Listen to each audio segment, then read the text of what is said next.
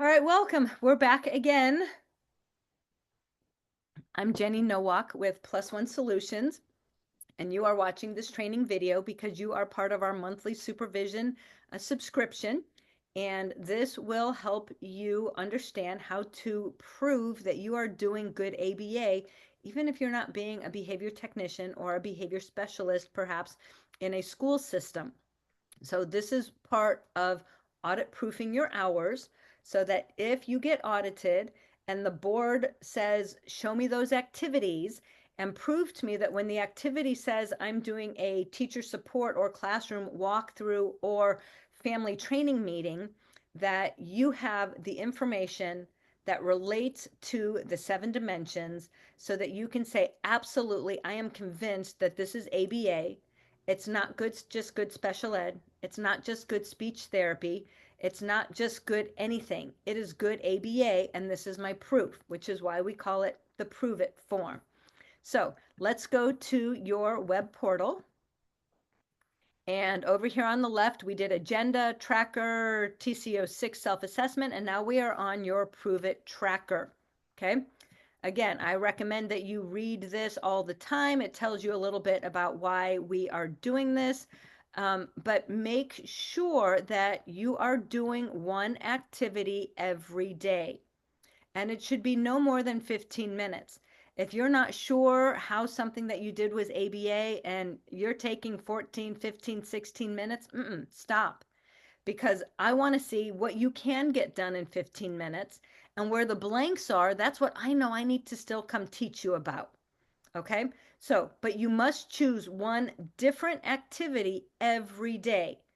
And activities are those really small things, right? The activity is run a manding program. The activity is train the teacher or the paraprofessional to take data on this specific goal, or train the teacher how to use a first then board, or did behavior skills training with the paraprofessional on using the pictures exchange system.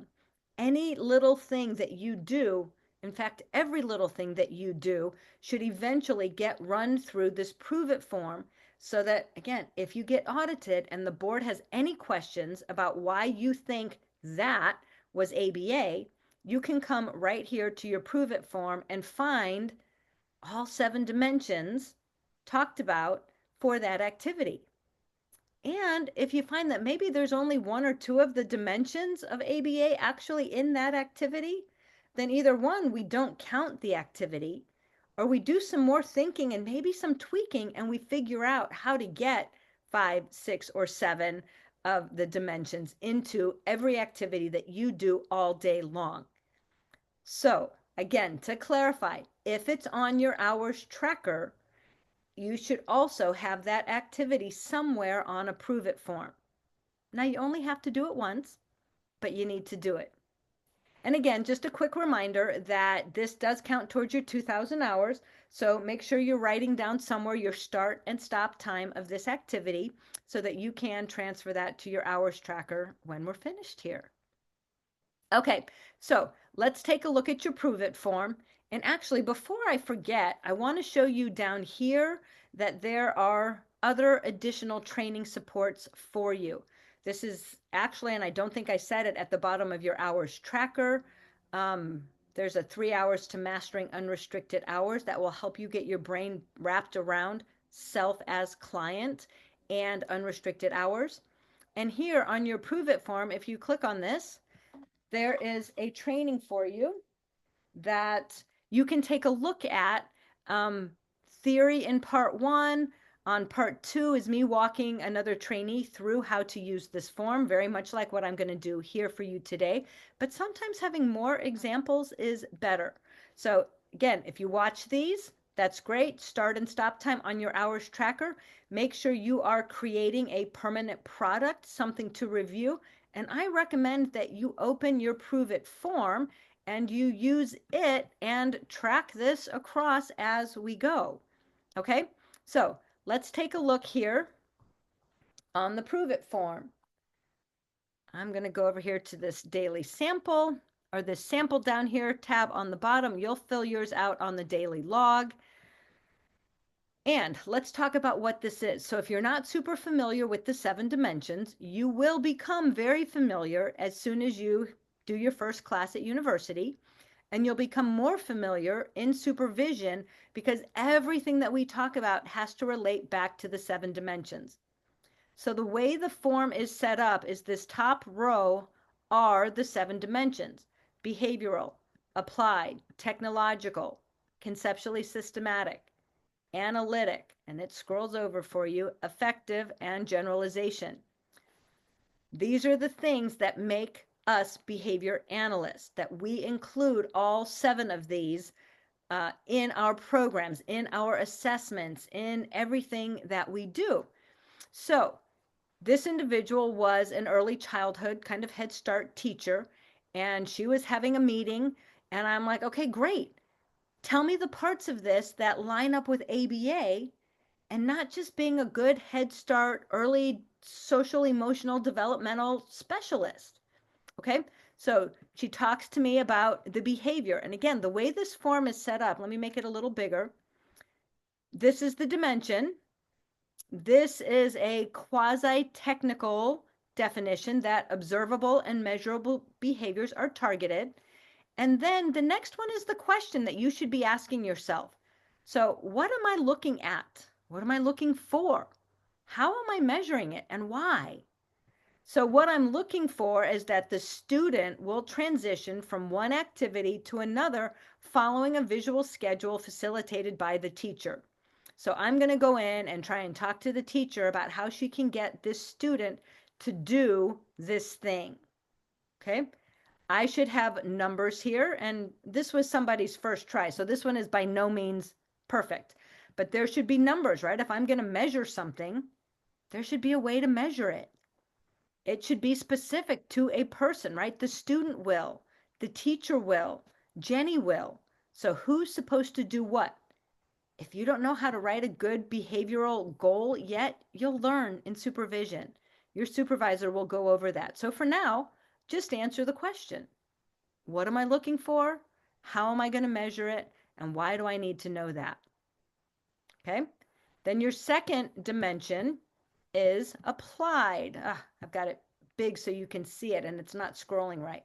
So applied is our second dimension. And that means that the behavior is socially significant to the people, to our stakeholders, the student, the teacher, the peers, the parents, the paraprofessional, to me and my job and my agency, all of the people. What I'm working on should be important to them. And so that's the question that you ask yourself. Who is this important to and why? If you can't come up with a good reason why this is important, then I'm going to say maybe we don't need to be addressing this. And so here's her example that, transitions from one activity to another are really important. I'm going to say what's missing? Well, all of the who. Who's this important to? It's important to the teacher so that the class can get where they're going. It's important to the student so that he can go where his peers go. It's important to me, the behavior consultant, so that I can see that the student's making their schedule from one thing to the next and accessing all of their preferred and some of the non-preferred activities. Okay, so applied. The next is technological, the next dimension. And this basically means that the procedures that I recommend to people are described so clearly and concisely that anybody else could implement my program accurately, whether that's the behavior technician that I trained, the paraprofessional that I trained, the parent that I trained. Maybe it's even a teacher who's learning to use that first then board. This teacher who is learning how to help that student transition from one place to the next. So the question that you can ask yourself is, where is that repeatable procedure written down? And I'll teach you eventually how to link it here. Again, this should be something, and let me see if I can find one that has some steps, not quickly, but this should be something that has some steps, because it's where are the steps written down. So let's find one. Oh, so here's one with steps. We're doing something a little different here. But these are the steps. So step 1 is review the data. Step 2 is talk to the teacher. Step 3 is review the reinforcement items. Step 4, step 5, and step 6. Okay, so if you can't link it here, then maybe you link in a completed fidelity checklist, or you take the space and write out all the steps there. But so that's our technological dimension. Our next dimension is that we use conceptually systematic practices. And you go, well, what's that, Jenny? That means that the interventions that I use and that I program are consistent with principles demonstrated in our ABA literature. So the question is really pretty simple. What interventions or what techniques are you using that you can show from our ABA research? And I love it if you link the research here. I'd love you guys to develop an article review library so that when you're working with your school team and they go, why do you keep recommending these silly blah, blah, blah, blah, blah? And you say, oh, you know what? I've got an article for that. You don't have to read the whole 20 pages. I've got a little 2-page review with the highlights. Let me send that over to you. But so this column becomes those conceptually systematic practices that you're building into your program.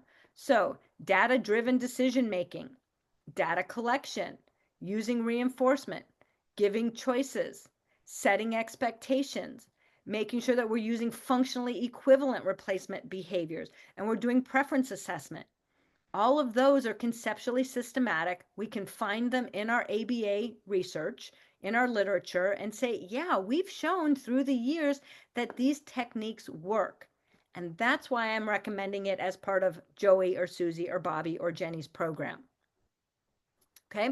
You will not know what these are on the day that you start university. You will not know these until you've read some articles, you've been through a few more classes, you've learned about the behavior change strategies. Section B and section G are behavior change strategies on the test content outline, as well as data, which is D, all the measurement, as well as any assessment, preference assessment, that's the F section. So you won't know what goes here initially, but that's why I said at the end of 15 minutes, just stop and move on. Or skip this one. It's okay to leave it blank, and your supervisor is going to teach you and help you fill in some of the conceptually systematic techniques that they hear you talk about. They're going to teach you the ABA terminology, or teach you how to pull it in if it's completely missing, because that's okay too. All right, the next dimension, we're down to our last 3. The next dimension is being analytic, which means that the decisions that we make on is our programming working or not working is based off of data. So the question is, where is that data being collected? And if you can, link a data sheet for me. So the data for this scenario is being collected on the classroom observations.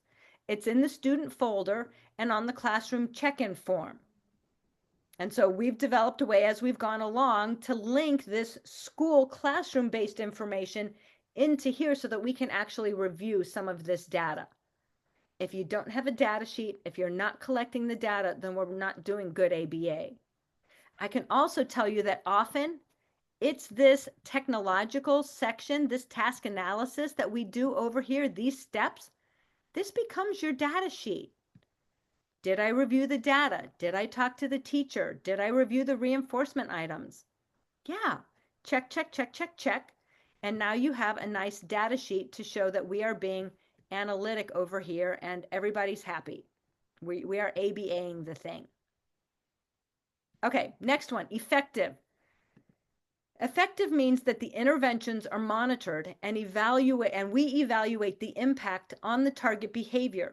So target behavior, quick scroll back over here, that's this behavior that you wrote under the behavior column. Okay, so this is going to say, hey, this whole program, these conceptually systematic techniques, is it actually changing the behavior that I thought it was going to change? And how do we know that? We make a graph. If you haven't learned how to graph yet, again, you won't know how to fill this out, but you can simply write in the box, it's on a graph somewhere, and eventually we'll teach you how to graph that. If we're not graphing, the insurance isn't going to pay. And I hope we get to the place that if we're not graphing when we go to, say, IEP meetings, that the school team is going to say, well, I don't really know if that's ABA because you're not showing me any data, any graph. That picture paints 1,000 words is really true. So we will teach you how to graph, and that graph will get linked in here. Okay. Last dimension, generalization. That means that the skills and behaviors that we're teaching, that we're changing, occur in environments other than where they were discretely or originally taught. So the question is, how am I teaching or programming for generalization? Can they do it with other people? Can they do it in other places? And can they do it with other materials?